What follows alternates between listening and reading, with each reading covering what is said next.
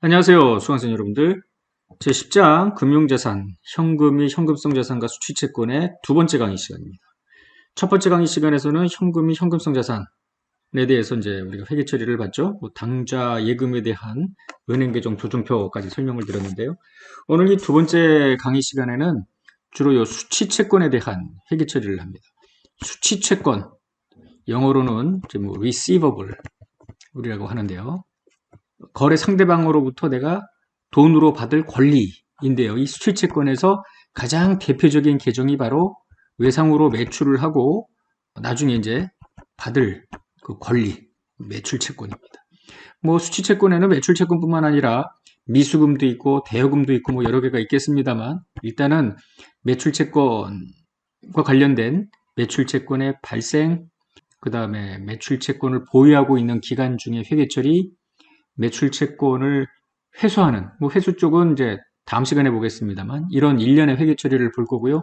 그 이외의 수취채권에 대한 회계 처리는 이제 세 번째 강의 시간에 보도록 하겠습니다.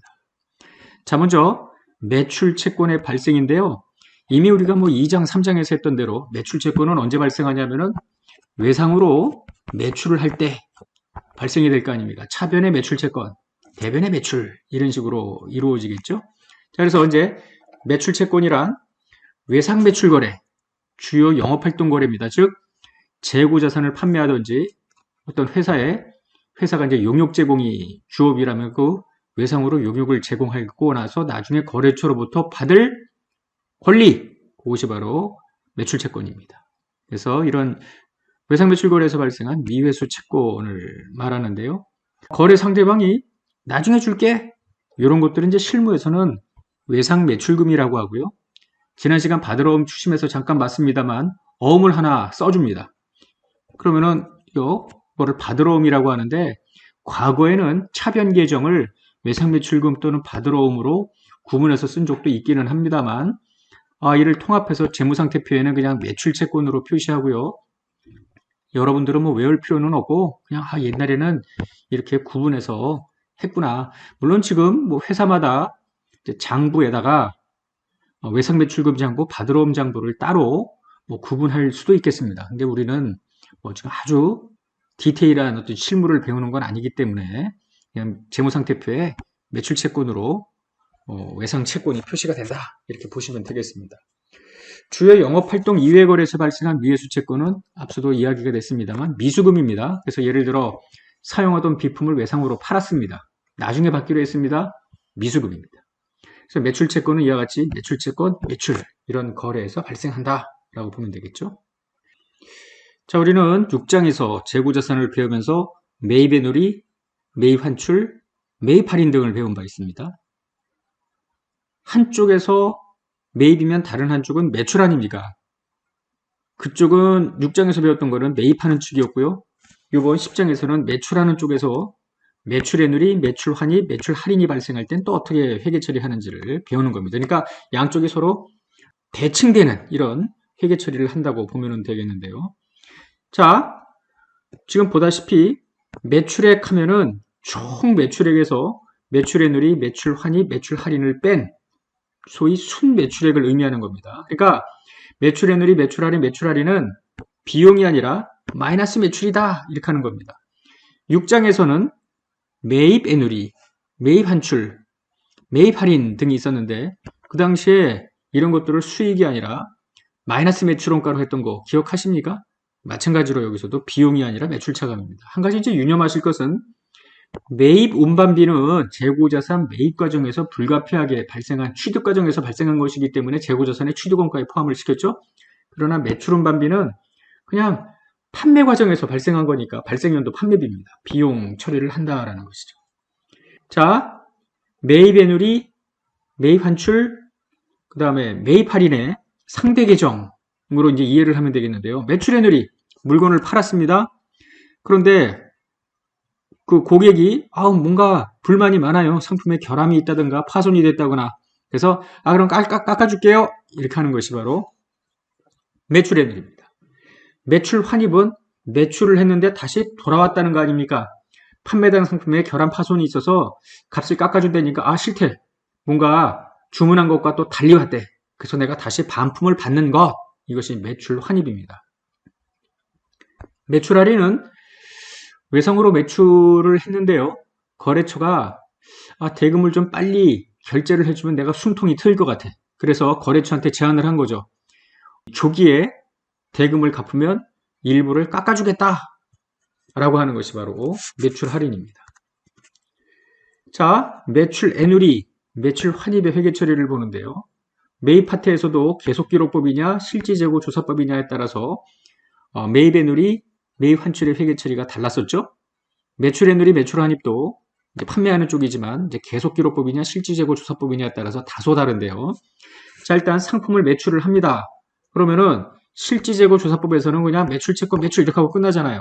근데 계속기록법에서는 매출, 채권, 매출 말고 상품이 출고가 돼서 나갔으니까 상품을 죽이면서 매출원가를 바로 회계 처리하는 거. 그동안 또 다른 뭐 유용자산, 무용자산 하느라고 다 잊어버렸다고요? 큰일 날 소리죠. 지금 다시 확인하기 바랍니다. 그래서 요 계속기록법, 매출원가, 상품 요 회계 처리를 하는데요. 자, 매출 애누리가 발생할 때요. 요 매출 채권 중에 일부를 깎아주기로 했어.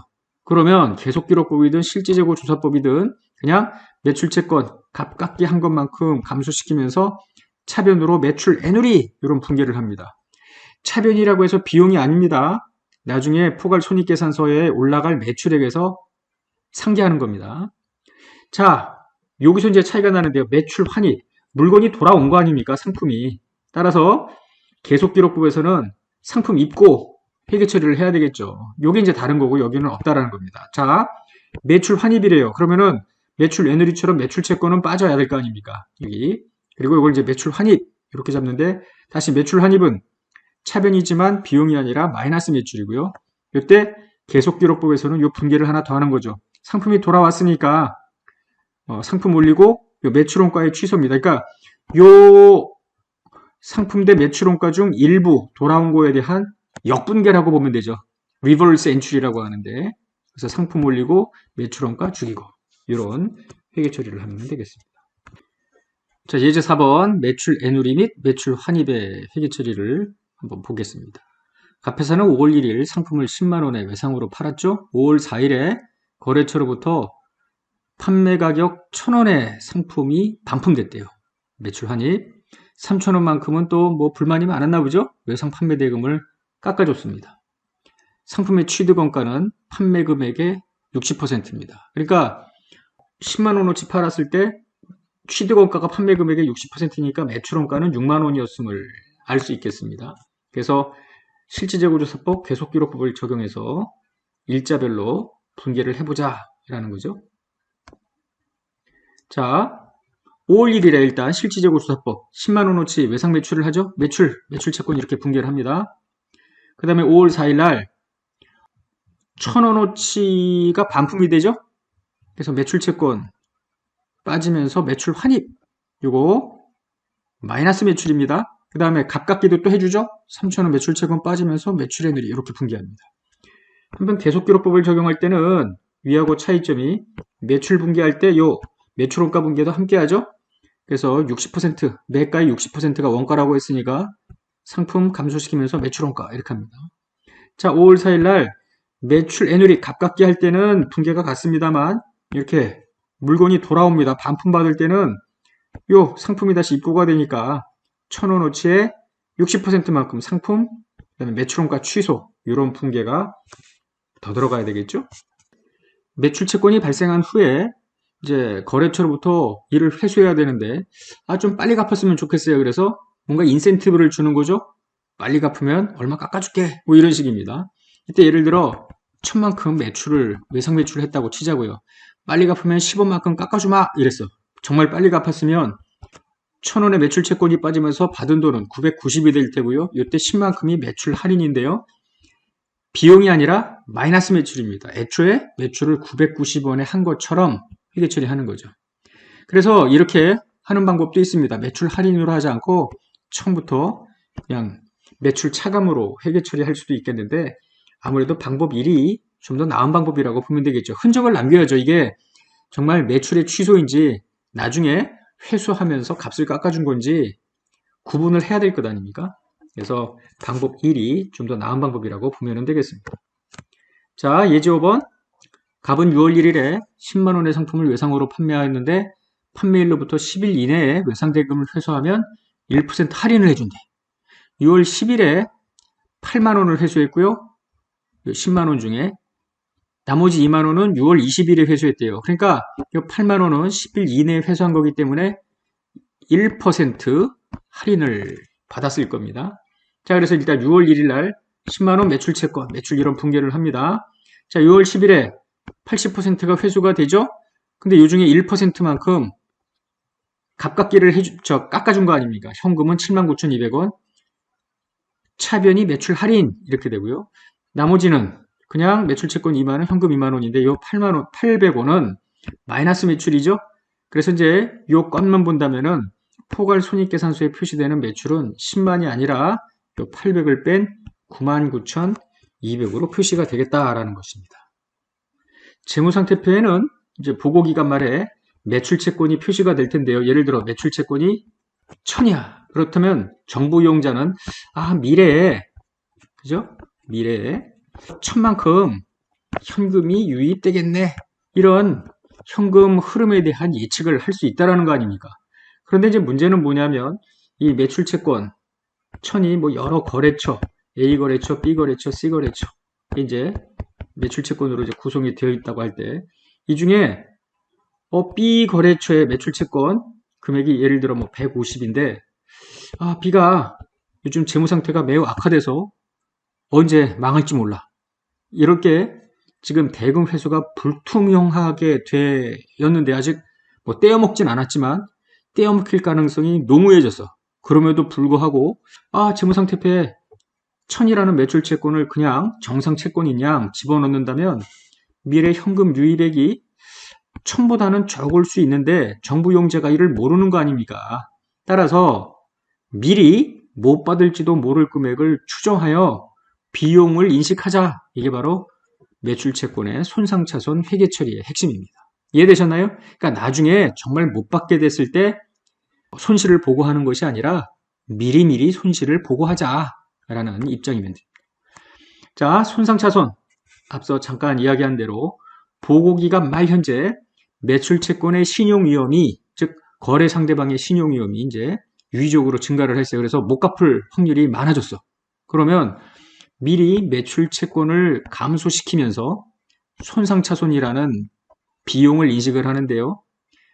우리가 3장에서 했던 여러 가지 결산수정 분계 중에 하나입니다. 그러니까 결산수정 분계, 뭐 미수, 수익, 미지급 비용, 뭐 감가상각비 이런 것뿐만 아니라 우리가 4장에서 배웠던 실지 재고 조사법에 대한 매출원가, 또 매출원가 인식, 이것도 결산수정 분계였고요. 지금 하고 있는 이 손상차손 결산수정 분계 중에 하나입니다.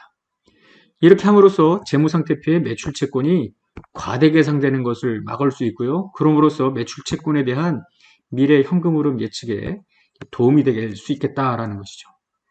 관건은 그럼 얼마나 못 받게 될까? 지금은 알 수는 없잖아요. 결국은 추정, 에스티메이션을 해야 될 거 아닙니까? 매 보고기간 말에 매출채권 신용위험이 유의적으로 증가했는지 판단합니다. 보통 이제 매출거래처는 여러 거래처가 있겠죠? 그래서 A 거래처, B, C, D 뭐 여러 거래처 중에 B 거래처하고 D 거래처가 좀 문제가 있어. 그러면 이제 미래 전망 정보를 포함해서 합리적이고 뒷받침될 수 있는 모든 정보를 고려하여 못 받을 금액을 추정하는 거예요. 그리고 이를 손상차손으로 인식을 하는데 이 기대신용 손실은 궁극적으로 내가 매출채권이 예를 들어 뭐 500이 있는데 이 중에서 200은 받을 수 있을 것 같고 300은 못 받을 가능성이 좀 높아. 이렇게 수치하지 못할 것으로 추정한 현금 흐름, 이게 현금 부족액인데요. 이건 지금 당장 받을 게 아니라 미래에 받을 거 아닙니까? 이거의 현재 가치. 현재 가치. 그러니까 지금의 100원과 6개월의 100원, 지금의 100원과 1년 후의 100원은 가치가 다를 것 아닙니까? 그러니까 미래의 금액을 지금으로 땡겨서 현재 가치화 시키면 좀 금액이 작아지겠죠? 배울 겁니다. 우리가 요거를 이제 12장 금융자산 채무상품 요거 할 때 이제 배우게 됩니다. 그래서 지금은 그냥 넘어가기로 하고요. 현재가치 계산은 12장에서 배울 거니까 요 10장에서의 손상차손은 그냥 현재가치로 계산한 숫자를 주는 것으로 하겠습니다. 그래서 이제 요 현금 부족액의 현재가치를 채무 불이행 발생 위험으로 가중평균한 금액을 말하는데요. 구체적인 계산 방식은 중급회계에서 배우기로 하고요. 우리 회계원리 시간에는 그냥 손상차손으로 추정한 금액이 100이다, 1000이다 이렇게 줬으면 분개하는 것으로 끝나면 되겠습니다. 사실 국제회계 기준은 회사마다 기대 신용 손실을 어떻게 추정해야 되는지 명시적인 가이드라인을 주지는 않았습니다. 그래서 회사가 알아서 합리적인 방법을 적용하여 추정을 하도록 하고 있고요. 실무적인 간편법으로 충당금 설정률 표를 사용하도록 이제 언급은 하고 있는데요. 충당금 설정률 표는 잠시 후에 이제 예제 7번을 통해서 우리가 연습을 해보도록 하겠습니다. 자, 이제 손상차손의 회계 처리를 공부해 보겠습니다. 일단 분계부터 먼저 보면은 이런 거예요. 손상차손을 인식한다라는 거는 차변의 손상차손, 대변이 매출채권이 아니라 손실충당금입니다. 감가상각비의 상대 계정이 감가상각 누계액이었던 것처럼 직접 매출채권을 감소시키지 않고 매출채권의 차감 계정이죠. 왜냐하면 아직 매출채권이 회수 불능으로 판명된 건 아니잖아요. 그러니까 일단은 손실충당금이라는 차감 계정을 사용을 합니다. 자, 그리고 교재를 보면요. 409페이지 중간인데요. 회사가 여러 매출채권 중에 신용위험이 유의적으로 증가한 거 몇 개를 뽑아가지고 미래에 못 받을 금액이 얼마인지 추정을 쭉 했습니다. 그랬더니 기대 신용 손실이 예를 들어 1000원이었어. 그런데 이게 결산수정 분계라고 했잖아요. 전기월 손실충당금이 하나도 없다면 이 1000원을 모두 손상차손으로 인식을 하면 되겠습니다만 우리 책에서 보는 대로 수정 전 시산표상 손실충당금 잔액이 만약에 600이었어. 이게. 그러면은 수정 후 시산표에는 1000이 잡혀야 될 거 아닙니까? 요거만큼 손실충당금 잔액이 돼야 되니까 600에서 1000으로 400만큼 더 잡으면 되죠. 그래서 손상차손, 손실충당금 이렇게 분배를 하는 겁니다. 이거 이제 수정 전 시산표에 있는 금액, 수정 후 시산표에는 1000이 되겠죠. 만약에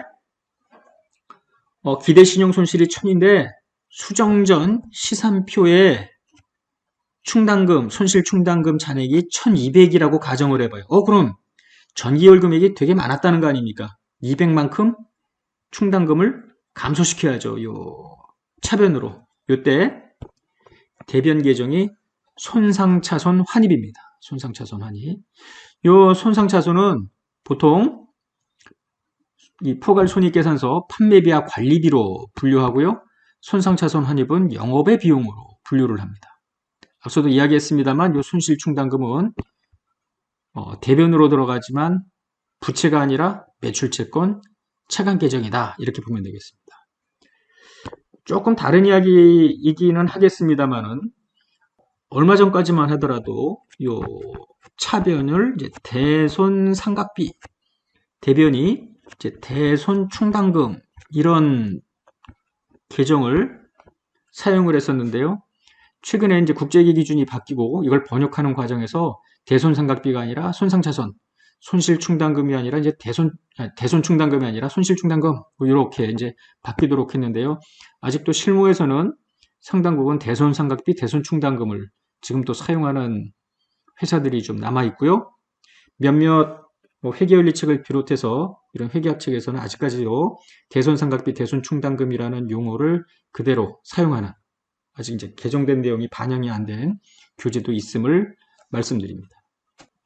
회계처리 예시를 계속 보면은요, 전년도 말에 이제 1000만큼 수정 후 시산표에 손실충당금이 인식이 됐죠. 그리고 이제 재무상태표 올라가 있을 텐데 다음 연도에 갔더니 정말로 매출채권 700이 회수 불능이야.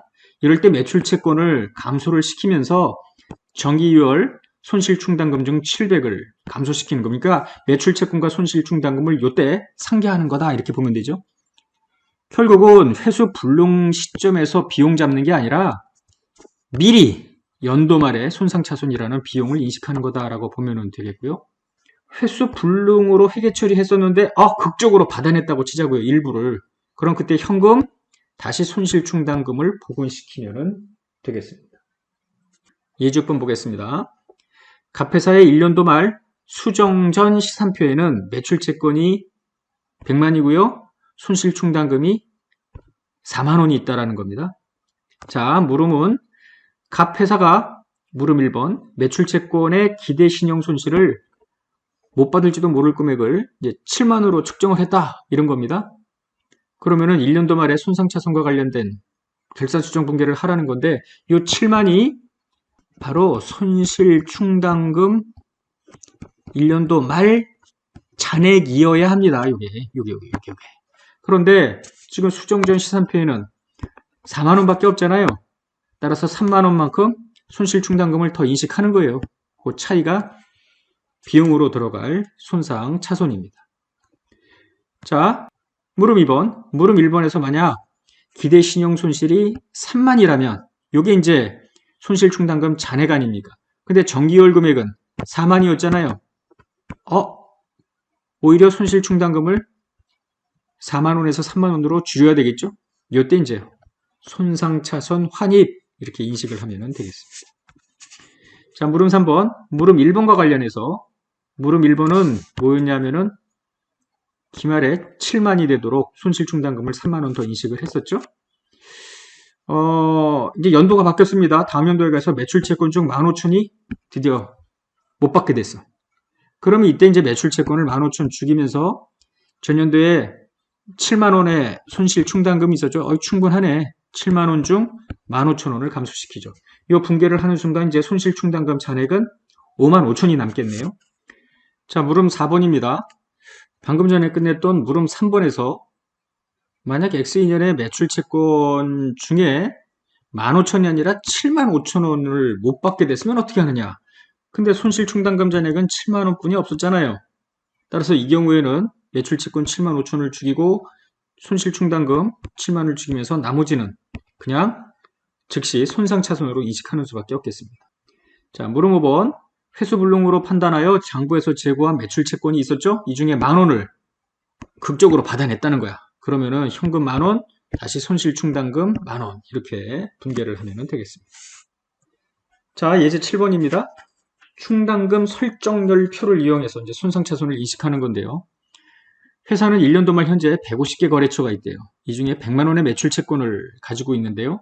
기대 신용 손실을 결정하기 위해서 충당금 설정률표를 설정한다라는 겁니다. 이건 어떻게 하는 거냐면은 정상 금액하고 받아야 되는데 받을 때로부터 이제 30일 이내 연체야. 30일은 넘어갔는데 90일 이내 연체, 90일 초과 연체 이렇게 그룹핑을 하는 겁니다. 반드시 뭐 30일, 90일로 나눠야 될 필요는 없고요. 회사가 알아서 나누는 겁니다. 하여튼 여기서는 이제 임의로 이렇게 나눴다는 거고요. 그래서 이 전체가 지금 100만 원인데 아무래도 연체 기간이 길면 길수록 못 받을 확률이 높아질 거 아닙니까? 따라서 이제 과거 경험률 등을 이용해서 정상 금액은 대충 아무리 정상적이어도 예전에 경험치로 보면 한 0.1%는 못 받아. 만약에 30일 이내라면 1%, 90일 이내 연체는 5%, 90일이 넘어가면 한 10%는 못 받더라. 이렇게 되는 겁니다. 따라서 이렇게 이제 충당금 설정률표를 만들어 놓고요. 물음 1번. 매출채권에 대한 손실충당금 잔액은 얼마냐? 이걸 구하고 나면 이제 다음 분계가 가능하죠. 수정전 시산표상 손실충당금 잔액이 8,000일 때 결산수정 분계를 해봐라. 이런 건데요. 자, 이렇게 하면 돼요. 지금 100만 원을 구분을 했죠. 정상금액 30일, 90일, 90일 초과 그리고 채무 불이행률을 각각 곱하면 이게 못 받을지도 모를 금액 아닙니까? 모두 11,200입니다. 이게 기말 손실충당금 잔액이어야 되죠. 그런데 수정전 시산표에는 8,000이라고 했으니까 추가로 3,200만큼 손상차손을 더 인식하면 되겠습니다. 자, 오늘 매출채권에 대해서 매출채권이 처음 발생이 됐을 때 매출, 애누리, 매출 환입, 매출 할인 등의 회계 처리를 살펴봤죠. 그리고 이제 매출채권이 과대 표시되는 것을 방지하기 위해서 못 받을지도 모를 금액을 보고기간 말에 추정하여 손상차손을 인식하는 것도 배웠습니다. 자, 오늘 강의 여기서 끝내겠습니다. 수고하셨습니다.